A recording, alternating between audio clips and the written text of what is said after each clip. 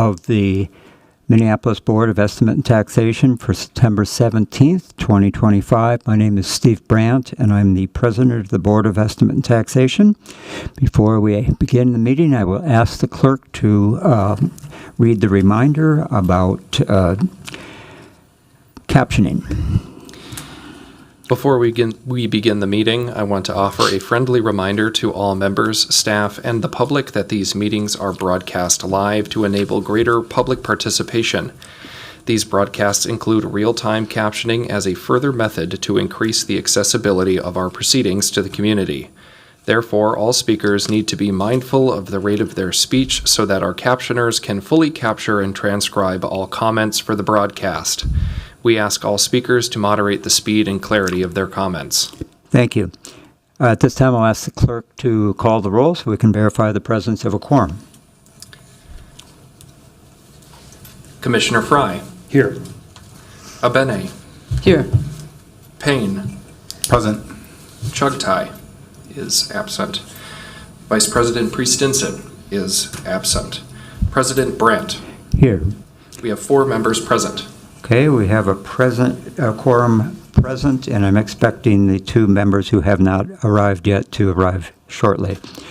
I'll now offer an acknowledgement that we meet today on land that was contested and shared by peoples of the Dakota and Ojibwe tribal groups. We'll now proceed to our agenda, a copy of which was posted for public access on the city's Legislative Information Management System, which is available at lims.minneapolismn.gov. Board members, the agenda for today's meeting is before us. I would like, given the absence of Commissioner Priest-Stinson, who will be here shortly, to move the calendar item before the levy items, simply so that we can dispose of that. She will not be on the board next year. She will not have an opinion on that. So could I have a motion to adopt the revised agenda, please? So moved. Is there a second? Second. We have a proper motion before us. Any discussion? Seeing none, all in favor say aye. Aye. The opposed, nay. Ayes have it, and the agenda is adopted. Okay, we will now move to the first item for discussion, which is the proposed 2026 draft BET meeting schedule. Is there any comment? All right, I will make one comment then. I see that we have a considerable gap between our first meeting of the year and our next meeting. If I'm reading the schedule correctly. And it's my recollection that the city assessor's presentation, which I think is very important to our work, often is made before the council much earlier than April 22nd. So I will do some further research and will suggest a revision in that to the clerk's office as appropriate. Is there any further discussion? Okay. Just, President. Yes, Commissioner Benny. Yeah, thank you. I just wonder, we're just reviewing it. When do we actually adopt it? I don't recall. We adopted, I believe, at the first meeting of the year. President Brandt, to Commissioner Benny's question, I can add just a tiny bit of context. Typically, the board has, if I'm remembering correctly, a lot of times the board does kind of agree in principle to the dates prior to the new calendar year, but officially the calendar cannot be adopted until the new members are seated and they meet for the first time. So officially the calendar is adopted at the first organizational meeting in January. Okay, thank you. Okay, and I think I skipped over the acceptance of minutes from the September 10th, 2025 meeting. May I please have a motion to accept the minutes? Is there a second? Second. All right, we have proper motion before us. Any discussion? If not, all those in favor say aye. Aye. Opposed, nay. Ayes have it. The minutes are accepted as presented. Item number 4 on the agenda is the acceptance of public comment. We've closed the public hearing on the levy, but it's a board standard to receive comment on any of our other agenda items. The clerk informs me that we have 2 people signed up to speak today, And ordinarily, we limit people to 2 minutes. We have, 3 people now. I think they all know each other. And let's split the 10 minutes into 3 minutes each, given that we're waiting for 2 of our members to arrive, and maybe that will give them time to arrive. So the first person is Commissioner Tom Olson from Ward 13.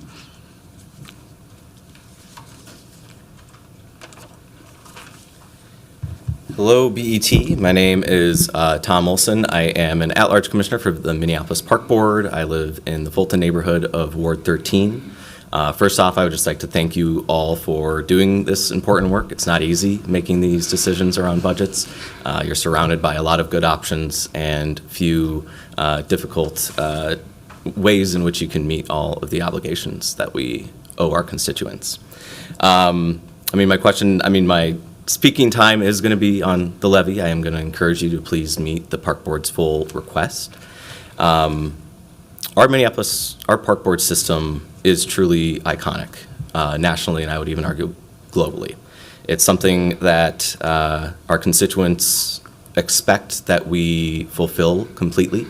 When we first came in as a commissioner, we had polling from our constituents that they would be happy to pay more for our parks. And what we are doing with our current budget and what we need with our full levy is to bring our full promise of a wonderful park system to constituencies and neighborhoods that are not receiving them. So in Graco and Upper Harbor Terminal, we are expanding our park system and expanding access to the river for these communities. And without the full request, we are not going to be able to meet that obligation. And we are not be able to honestly go to our constituents and let them know that they have the full access to our park system that they deserve.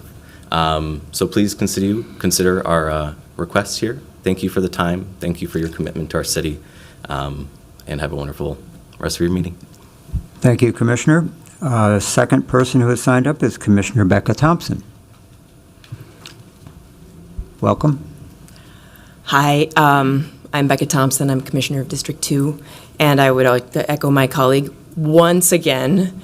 I think the BET probably is the most thankless job of any in the city, and clearly that our residents don't always understand how important this is due to this empty chamber, that this is kind of the day, right, where we figure out how much we're going to spend.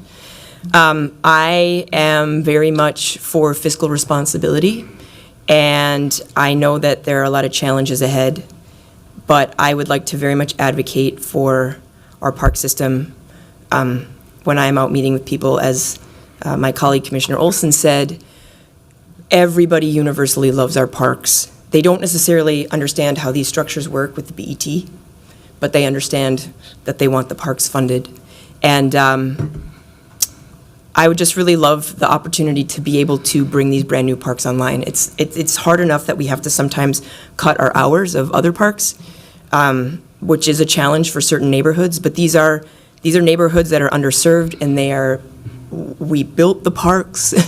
One of them is already online. One of them is soon to be online, and they're brand new, and we can't staff them. And it's just a challenge. So I would just advocate for that, and I appreciate the time and the effort. And again, thank you for being here. Thank you, Commissioner. Our last speaker is Commissioner Meg Forney. Welcome, Commissioner. Thank you for the privilege to speak to all of you today. You're going to make a very, very important decision today. And I just want to brag. I had the opportunity of taking my cousin from Texas on the water taxi yesterday. And I'm not kidding you, I almost start crying right this second and everything. Just the opportunity of activating the Mississippi above the falls is right there at our fingertips. And so I strongly ask you to support our levy request. Graco and Upper Harbor have so much potential to activate for those communities that have been underserved. specifically underserved, and we want to specifically serve them. So your levy requests, supporting that is so critical. And I believe what I say here, which is Minneapolis is parks. Thank you. Thank you, Commissioner. We have no additional people signed up to speak, so I'll ask the clerk to receive and file the comments. Item number 5 on the agenda is the setting of maximum property tax levies payable in 2026. For this item, we have Jane DeSenza, the Budget Director, and Justin Coles, the Manager of Budget Information and Analysis from Finance and Property Services, to answer any questions. Are there any questions or comments from board members? Okay, why don't we proceed then? Would somebody like to move the budget resolution that is on the agenda? Mr. Chair, I don't know what the proper Mr. Chair? Yes. Yes, Mr. Chair, I don't know what the proper format is, but to just get the conversation rolling, I'm happy to move my recommended budget. All right, is there a second to the mayor's motion? Second. Commissioner Payne seconds. Okay, we have a properly moved and seconded motion before us. Is there discussion? I'd like to recognize myself to make a motion to amend the resolution. My motion would amend the resolution by decreasing the general fund figure from $361,100,552 to $354,839,018. It would increase the Park and Recreation Fund levy from $93,895,309 to $94,956,722, and it would decrease the total property tax levy from $543,483,643 to $538,283,522. Is there a second for that motion? Second. All right. We have a properly made and seconded motion before us. I would like to address the proposed changes that I've made. Other people probably would like to weigh in as well. First of all, I want to recognize the valiant work done by the Finance and Property Services Department and by the mayor and his staff to bring in the budget that was brought in. They made some very difficult decisions, and I'm sure some of them are not popular. For example, the elimination of the police mounted patrol is something that ends a long-standing practice. It has pluses and it has a cost. I, speaking for my Oxus Gourd, would prefer to see us back at 6 open streets instead of a cut of 1 to 3, but everybody's got to take a hit, right? And as somebody who was injured last week in a hit-and-run bike accident on a city street, next to which a protected bikeway was being constructed and actually had pretty much finished construction, but hadn't been opened yet. I would prefer to not see the protected bikeway program zeroed out in 2026. But again, a budget is all about shared sacrifice and shared gain. I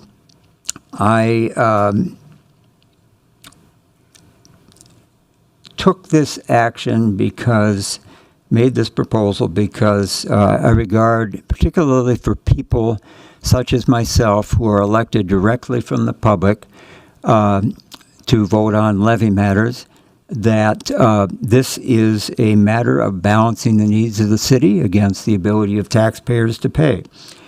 And the mayor's proposed budget would translate to it's a 7.8% increase, but for the median household, it would be almost 12%. My proposal reduces the increase overall to 6.8%, and that would reduce the hit on a city to just under 11% for a median household. I am reluctant to continue to support the burdens of increasing the burden on the taxpayer. It was pointed out to me by one of my colleagues, rightfully so, that my amendment would save the median homeowner only about $21 a year, and that's correct. However, by that logic, I guess we could have stuck with the mayor's original proposal and gone with a 13% increase, which would be much more expensive. And I think you have to find a balancing point at a certain point. Since I've come on the board, the levy has increased from $262 million to $361 million for the general fund, and from $417 million overall to $543. And that has added quite a bit. It's a 30% increase in the overall levy, and that's much more than was in the 5-year financial direction when I came on. There are certainly areas where I could see cuts being made, and I do this not because I'm trying to become a city council member, but because I believe that when you offer a resolution such as mine, you should at least offer some ideas. I would like to, I'd be open to reducing, for example, increasing the transfer from the Downtown Assets Fund to the General Fund by up to $2.9 million. That represents the projected end-of-year balance increase between the end of, that's reflected in the Q2 report. And so it's not taking money that we are speculative about. Well, we are always, projections are speculative, but I think this is a relatively safe one. I stayed away from the shifting anything out of the budget reserve because I know how much that money will be needed, particularly if we have nasty federal budget cuts that succeed in passing court muster. I'd like to see a reduction in the convention center increase that went up $2.2 million. I'd like to see the Meet Minneapolis increase that went up $3.4 million this year to be reduced. I think there are some further actions that the council and the mayor should consider taking. One is to right-size the police force. We have a budget of 967 sworn officers. Now, that may be required legally, I'm not sure, as a result of the court decision, but it really is a unrealistic figure, and that money rolls over to the budget reserve, presumably. I'd also like us to look again at the appropriate use of fire rigs, given that such a minority of the city's calls for fire department service actually involve building fires. It's about 500 or 600 out of more than, I think it's close to 60,000. And it seems to me that every time we send a rig out like that, we're putting wear and tear on our city streets, and also depreciating some fairly valuable equipment faster than we need to. I propose the increase in the park board levy because I don't think it makes sense for the city, for the park board and the city to fund the buildings and then to let them sit on staff. I don't believe that's the plan for the Democracy Center, that it will open in the upcoming period, or for the Consolidated Office Building when it opened, or for the police training facility. And so that's the spirit in which I offer my amendment. It is offered in due respect for the hard work the mayor and his staff and city staff have done. But I think that it's our job up here, as particularly for Commissioner Pre-Stenson and myself, to play a mediating role between the park board and the city council when it comes to levies, and that's the role that the board has taken in the past, and I assume it will continue into the future. So I've said enough. I'm sure other people will have something to say, and who would like to comment? All right. I guess we won't have comment. Oh, Commissioner Benny. Thank you, President Brandt. I appreciate your detailed review of the city's budget and to the line item, it looks like in many cases. And I also appreciate your, support for the items that I think are most critical that are still remain outside of the mayor's recommended budget for the park board. I'll just let you know that although I hear what you're saying, I see my role here as one to really advocate for the park board. And also, this is, I think what this body does is will allow a maximum amount, but it doesn't guarantee that that's the spending amount. And in fact, I believe the city last year already did just that. They had a larger authorized amount than they ended up spending. So I wouldn't be able to support this because of the cuts to the city's budget. But I do like the piece about the park board. So thank you. All right. Any further discussion? Commissioner Payne? Thank you, Chair Brandt. I'll echo that sentiment and just remind folks that we did vote to increase the levy last year, and we did ultimately get the overall levy down through the council-led budget process, and I anticipate some appetite to do that, and I look forward to partnering with you as we dig into the details through that more rigorous process on the council side. But today is really about setting that max levy, and I think that it's a little bit premature to be able to make an estimate of what those cuts might be today, but I am very committed to working with you to try to identify some of those opportunities. So I won't be supporting this today, but we'll certainly be working collaboratively with this body. All right. Mayor Fry? Thank you, Mr. Chair. I will be opposing this motion. I appreciate the thought that went into the work in figuring out the potential decrease on the city side and the potential increase on the park board side. I wanted to correct a few things. One, there's not a zeroing out of the protected bike lanes. In fact, those allocations increase over the next several years. I believe there are monies that have not been spent from previous years, and so all that was necessary for fiscal year 2026 was the $60,000. Thereafter, the number goes up pretty dramatically in an ongoing source of funding. Second, you outlined a number of sources that you would be cut in the event that the levy was decreased on the city side. The first was the downtown asset funds. I think you recommended a $2.2 million increase in the shift of funds from the downtown assets fund to the general fund. We did that substantially. We took quite a bit of money out of the downtown assets fund, recognizing that the balance was fairly healthy. That money can't be used for just anything.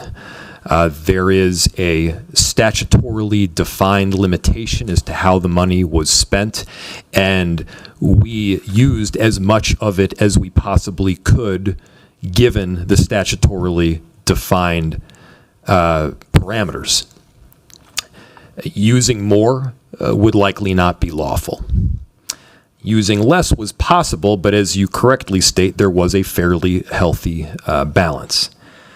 It would be possible, I guess, to use more, but then you would also be adding programs to meet the amount of money that you were shifting, and therefore not decreasing the levy at all. The second piece you mentioned was monies to the convention center.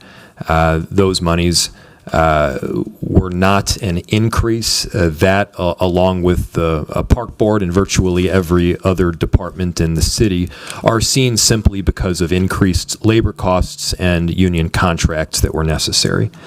You mentioned there would be savings from the police if we were to acknowledge a lower sworn complement that we presently have versus the 730 that is required in our charter.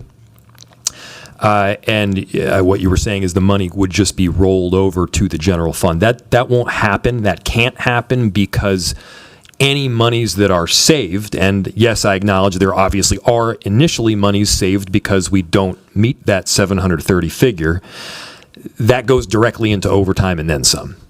The cost of overtime has been extraordinary. We will see a decrease in the cost to 2 times the regular pay, to 1.5 times the regular pay in the coming year. But the strong likelihood is that whatever savings are realized from a lesser number of officers will be offset by the overtime itself.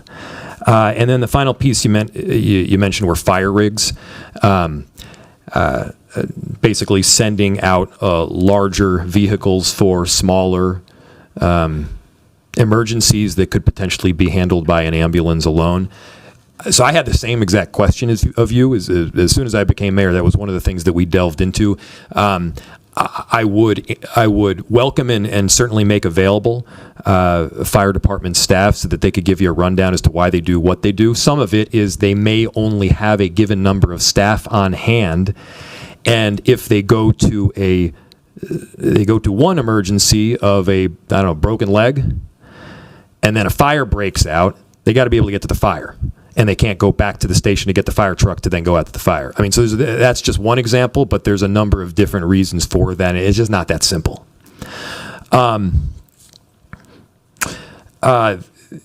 I think I'll have further comments on the park board side, which I also oppose, but for different reasons. So I am opposing the increase to the tax levy, and I am opposing the decrease to the tax levy, but I wanted to lay out my concerns, and most notably, given that the sources you identified would not result in a decreasing levy or savings,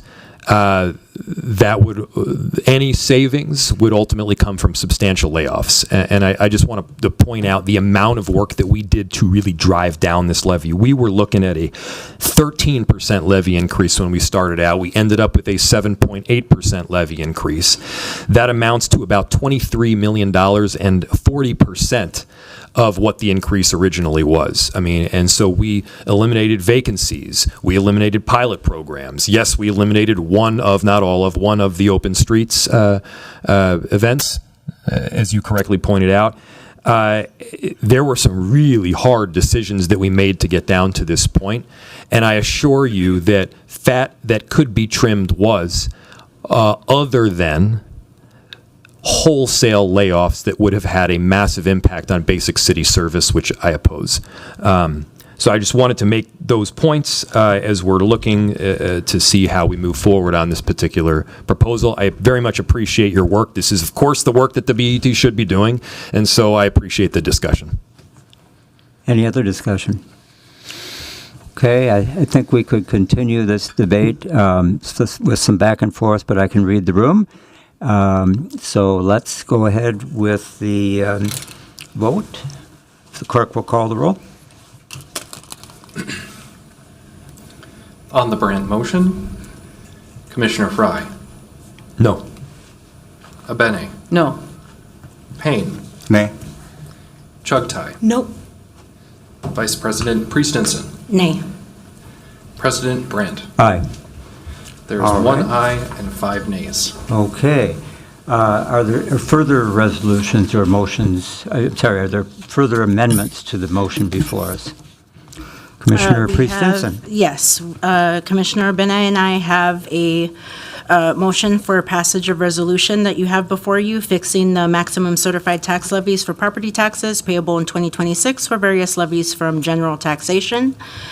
We move to amend the proposed resolution by increasing the MPRB, standing for Minneapolis Parks and Recreation Fund levy, from $93,895,309 to $94,956,722, and the total property tax levy from $543,483,643 to $544,545,056. And we have a second before us. Commissioner Priest-Henson, did you want to address your motion or your amendment? I'll say just a couple of words on it. I was able to meet with most of you ahead of time to talk about why the increase. I will also say up front that I acknowledge that just because there's no way to ensure that what we say is going to be for that goes the same here. Once a levy is passed, money is distributed. But I will say that our partners at the Parks Board have been good partners and have stood by their word. And so, in looking at this, I went back actually to 2017 when I was a staffer. And many of the projects such as Graco, Upper Harbor Terminal, North Commons were ideas, concepts. I was able to participate on a work group when I worked for the Ward 4 office. And so I remember a lot of conversations that some of you weren't here for. And so I was looking at what is our obligation? What is the obligation that has to be met? And so this is specific to that on why I'm in support of this motion, to make sure that we meet our obligation. These are projects that benefit the entire city, of course, but also it should be said that it also greatly benefits economically, socially, our north side. And it's an important investment to make. It's historic in many ways, and whatever we can do to ensure that we are meeting our obligation, that is what I was looking at. That was what the discussion was around, and so these numbers reflect that. It doesn't include the increase due to the collective bargaining agreement. That's already met in what the mayor already proposed. So this doesn't include that. That's already happening. This is about just meeting our minimum obligation to those projects and the commitment that we made. And so that is the reason for the motion that you have before you. Commissioner Benet, did you have anything that you wanted to say? Yes, I appreciate those comments, and I appreciate the chance to speak. I think that I have the same perspective. I'll also make sort of remind this board that the Board of Commissioners actually had a higher request than even what this amendment is asking. And so there are some things that still remain unfunded, and some ways in which the Park Board as an organization is going to have to figure out how to make some cuts. So for this calendar year, we ended up having to do some rec center hour reductions and things like that. So the Park Board is sitting with a lot less fat about what we can cut. So this to me does seem like a really important minimum requirement. I'll also just say that, that Graco Park and Upper Harbor Terminal Parks were identified as opportunities a long time ago, even before the Park Board adopted its Above the Falls plan, which is also included in the city's comprehensive plan. So these parks exist in both of those plans. As part of the overall development along the Mississippi River, the MPRB, of course, focuses on parkland while the city focuses on adjacent land uses. And all of these developments, including the build-out of the parks, are within the long-established Mississippi River Corridor legal framework and have seen local, state, and federal investment. Years and years of work have happened to get us where we are today. And I actually really believe that people in the future will be so grateful that as the city grew and changed and our land uses changed, they'll be like, but we still got parks here. Those people were smart. And we just need to operate these important community spaces. And as President Brandt said, you can't, if you build a building and you can't put people in to operate it or even grounds to care for, then why did we do it? So, and then in this particular location, I think we really do have an obligation to the community to fulfill our promises and begin the excellent programming that I know that we can provide to the communities along the river. So I hope to have support on this amendment. Thank you. Any further discussion? Mayor Fry. Thank you. So I oppose the amendment. I appreciate the work that went into it and the sentiment that is behind what you're trying to do. What I'll say is over the past several months, I've heard over and over that a top priority of Minneapolis residents and businesses is to keep property taxes low. And that's exactly what we worked to do. We drove that levy down from 13% to 7.8%, saving $23 million without a single layoff. It's about a 40% reduction. And in total, we're talking about $1 million is the differential. And so, you know, the park system is a jewel of our city, and I think we all acknowledge that. I mean, I stand behind the fact that the parks budget represents about 17% of the total. That's roughly the same as fire, public works, and Minneapolis public housing combined. And I think that's a good thing. In this case, I'm pushing back on the additional increase to the levy because I think that that gap can be solved in a different way other than the property tax increase. And specifically, it's fees. Parking fees at the park board have not been increased in, I believe, many years. And please correct me if I'm wrong. Fees beyond parking have not been increased in quite a long time. Normally, you do have a significant portion of fees that are covered by the general public levy because we want to help people that are of lower income. I would argue, one, that shouldn't be the case with parking fees.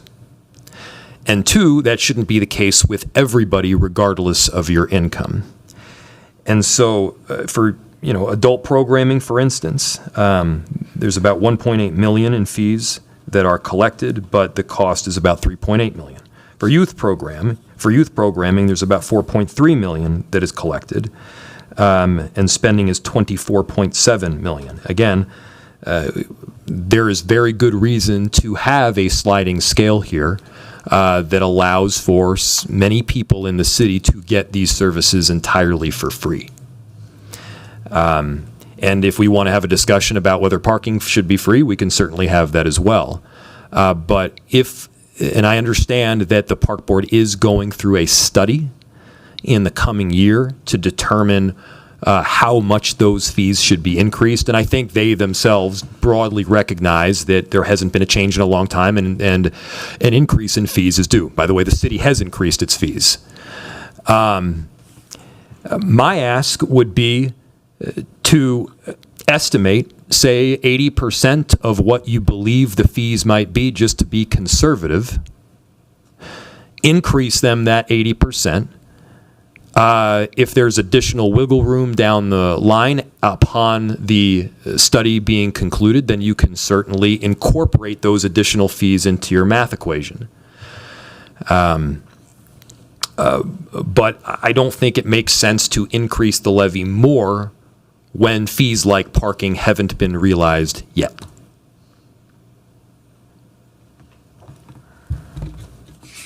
All right, Commissioner Benny. Thank you for a chance to speak again. I think I'll just address the fees piece a little bit first. So the parking fees right now are collected and put into into an enterprise fund, and so they kind of are a self-sustaining enterprise like you would see for one of the utilities or something, only on a smaller scale. And the other thing that, at least as I understand it as a commissioner now in my fourth year, the park board does do a lot of has a lot of revenue streams. They're not massive, but does a lot of market analysis to look at being, having fair fees and be competitive in the market. There's other places people can go for some of these activities into suburban locations, and I think the park board feels that the fees and rates that are charged are what the market will bear without us losing people to another market. And also, we remember, these are the same people paying these fees that would be paying property taxes. But that being said, this particular increase we're asking for here really is about more like groundskeepers, particularly at Upper Harbor Terminal. And that is a property tax supported activity. We don't really have a model so much for a park like Upper Harbor Terminal and many other parks like that where we would use fees to necessarily offset maintenance of the green space. Now, I'm not saying that maybe that couldn't be looked at a little differently in the future, and I would also say this board has done a lot of work, and the staff is looking very seriously at our revenue streams. But this is really just about operating the facilities, both the grounds and the building over at Upper Harbor Terminal. Where we just have open hours. We have open hours for the people that need them. People can come in, use the spaces, and then there's programming where we do charge fees. And the last thing I'll say, and I do appreciate, I really do, I understand this. What the park board, what this amendment would do is it would increase the overall city tax by 0.2% to give us that $1 million. The board, I think, has operated in good faith and exercised some restraint. We really have not added new areas of programs. We've really stuck with our capital investment plan strategy. I think the board has done some really good work in that regard. But even if we do this, if we allow this amendment, that would take our tax increase for our piece up to 6.11%, and the city's portion is still sitting at 8.6%, driving an overall number of 8%. So again, the park board is not seeing, although we're much more dependent overall on our property tax for our general fund, it's our biggest source of revenue, we're not being held to that same standard quite as the city. So those are the kind of the things that I think are really important as we consider this for the parks. Commissioner Payne. Thank you, Chair Brandt. So last year, like I said, we increased the levy for the park board. I did my math here by a pretty similar amount, about $1 million, and that was to offset some labor costs associated with the new agreement that was signed. That was based on a commitment I had made to the superintendent at the beginning of the strike to say that City Council was behind the workers 100%, and we wanted to make sure that we could get to a fair deal and come out whole at the end. And that was me delivering on that. And knowing from the beginning of the strike that that was going to be an exercise I was going to have to be engaged in, I started looking at the mayor's budget immediately. And unlike this year's budget, that budget had a lot of new spending proposals embedded in it, which was a common practice. Every budget I've ever been a part of up until this year was about reviewing new spending proposals. This budget doesn't have new spending proposals. So there's not a clear roadmap that I can find of the programming that I would cut on the city side to offset this amount. So today, I don't know that we would be able to walk away even at that kind of balanced 7.8 if we were to increase this amount here today. And I knew that we were going to be able to balance at the time of the vote for BET last year because I had done the diligence to identify something to cut. And in fact, we cut even further than that because I had identified enough areas that I thought that we could afford to make those reductions. That happened to be our technology improvement plan, which was the primary source of those cuts. I don't know. I don't have that figured out today. I haven't seen where that kind of quote unquote easy new spending opportunity is to say maybe we can hold off on this so that we can fund that. And I actually haven't had the opportunity to speak with my other colleagues either to discover their appetite for a higher property tax levy. What I have had is a lot of conversations with my colleagues about the desire to lower the overall property tax levy. This makes that challenge even harder to accomplish because, like I said, if I had that big $5 million bucket for our new enterprise resource planning project identified, I would come in here with a little bit more confidence in how we might be able to move forward to make up this gap. The other thing that is on my mind is about the fact that here on BET, we don't get to tell the park board what to do, right? We don't get to prioritize where we think the dollars should go. So we have to look at how the park board makes their decisions and try to estimate how would they use these dollars. And I've seen some decisions I just disagree with. The Uptown Mall vote, leaving $300,000 on the table for Met Council, reallocating youth programming FTEs that could have been utilized to bring these parks online. It's not my job, though, to say whether or not those were the right priorities. It is my job right now today to say whether or not your levy should be increased or not. And all I have to do is look at those past votes and use that as my guide. And what I have to do is look at the current fiscal reality of the city and use that as my guide. And I don't have a clear set of guideposts on how we're going to make us whole if we make this increase. So with those considerations, I don't think I can support this motion. But what I can do is work really closely with the park board and my colleagues on city council and see if we can utilize the city budgeting process to identify these shortfalls. Because frankly, if we want to keep this at a neutral impact on the levy, meaning cutting something on the city side, I'd want to work with my colleagues to identify what would be those things that they would be willing to let go of on the city side so that we can make up the needs on the park side. And $1 million is meaningful, but it is also achievable. And I think that there's probably somewhere that in a conversation with my colleagues, especially for the colleagues that represent both of those park areas, we could prioritize this. And I think that I would rather go that route than lock in a higher levy today without knowing where we would be able to find the balance. Is there any further discussion? All right, I will be supporting this motion. I would just point out that I offered a pathway forward to both approve this level of spending, but not increase the overall impact of the overall city levy. And I did so, Commissioner Payne, in part because of your frank acknowledgement to me last week that you didn't have a pathway that seemed clear to you to doing what you did last year, which I appreciate. I agree with the mayor on the question of fees. I think that if you go out and canvass voters at some of our showpiece parks around the city, the Chain of Lakes, Minnehaha Park, you discover how many, upwards of a half on some days of the week, of the people you run into are from the suburbs, typically closer in suburbs, and St. Paul, or often people from out of state who are visiting. And I think it's appropriate to look at increasing that fee in particular in those popular areas simply because I think they have a cachet that perhaps the rest of the park system, where we're more competitive with the suburbs on things like athletic field rental or youth programs. So I would encourage the park board to be vigorous in this area and selective and move ahead where it makes sense. And is there any further discussion? Okay, Commissioner Trutai.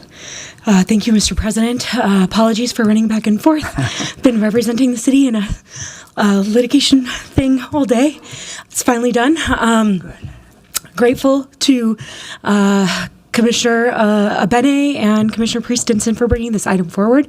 I think that while I certainly was very opposed to the last item and really don't think this is a moment that we should be making cuts, I agree that this is also a moment that we have to be really thoughtful and careful about the things we do choose to say yes to, and the examples of Upper Harbor Terminal and Graco Park are both long-standing commitments that have been made to the community that will ultimately benefit from these investments. I will be happy to support this item. Thank you, Mr. President. All right. Commissioner Fry. Thank you, Mr. Chair. Just one more final item that I failed to reference in my previous points. First, there's nothing that stops the park board from transferring dollars from one fund to another. So, for instance, from the parking fund to the normal fund, or from a fee collection fund to the other. We do that at the city all the time. In fact, you were just referencing that as part of the transfer from the downtown assets fund to our general fund. The second piece is that of vacancies. The city realized quite a bit of revenue savings, or we realized quite a bit of savings by doing a deep analysis of every position that was vacant, even when departments were looking to hire, and making a hard determination as to whether that position was necessary or not. Where it wasn't absolutely essential, we cut the position. And I don't just mean realize the savings from the vacancies. Obviously, the park board does that and the city does that on an annual basis. I mean, we actually cut the position. And so we made some really hard decisions as part of this budget.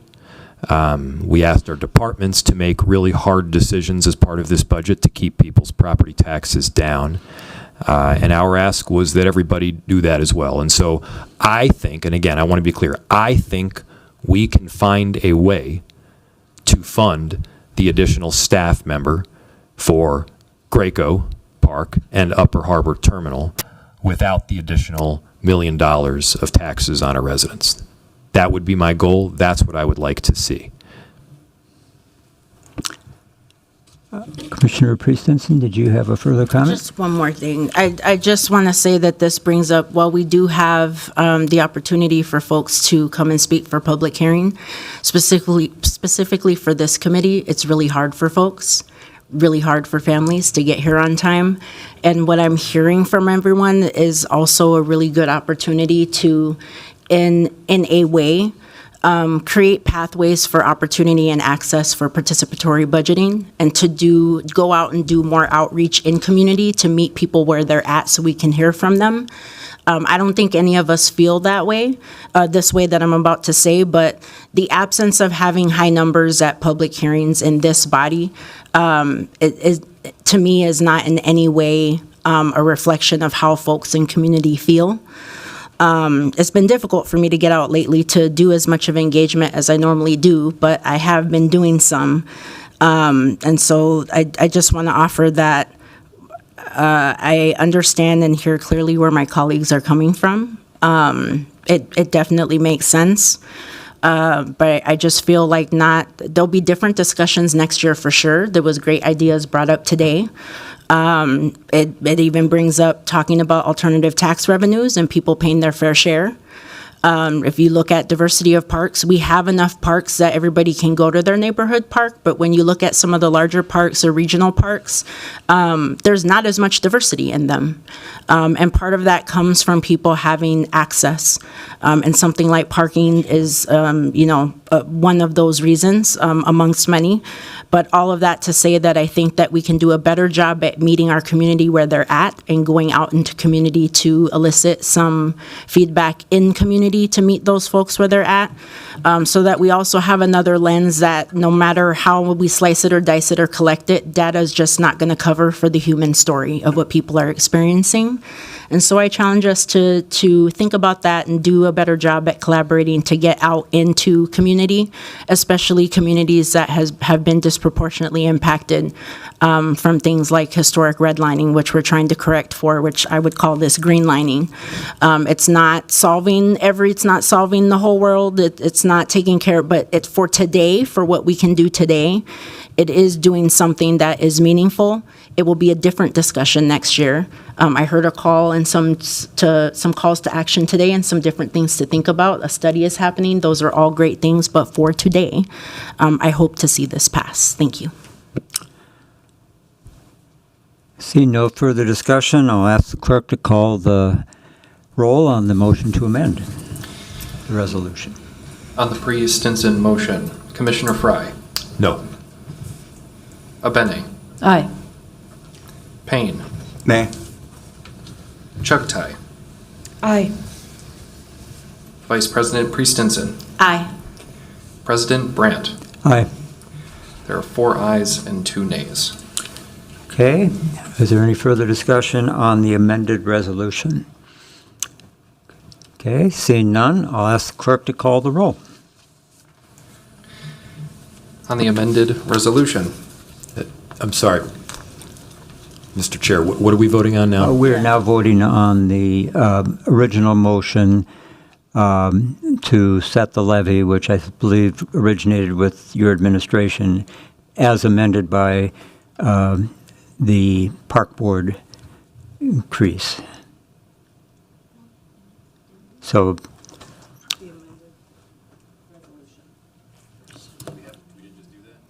no, that was the motion to amend, yes.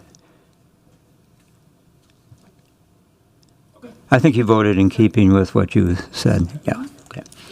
All right, so the clerk will call the roll? Commissioner Fry, No.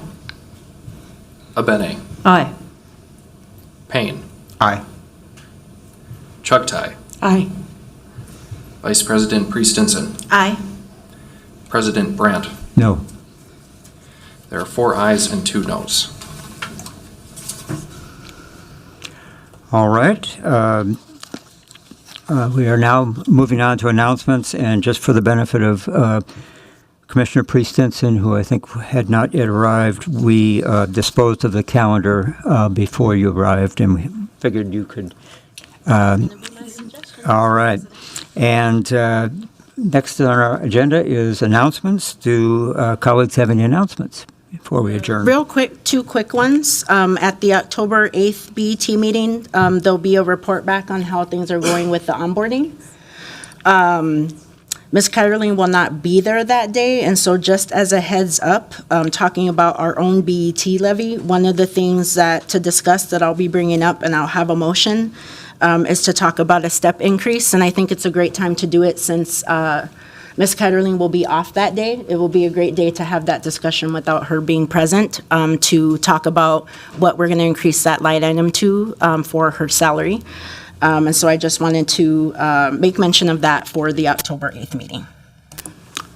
Okay, thank you. Any other announcements? Okay, seeing no further business on our agenda, we've completed everything to come before us, and without objection, we stand adjourned.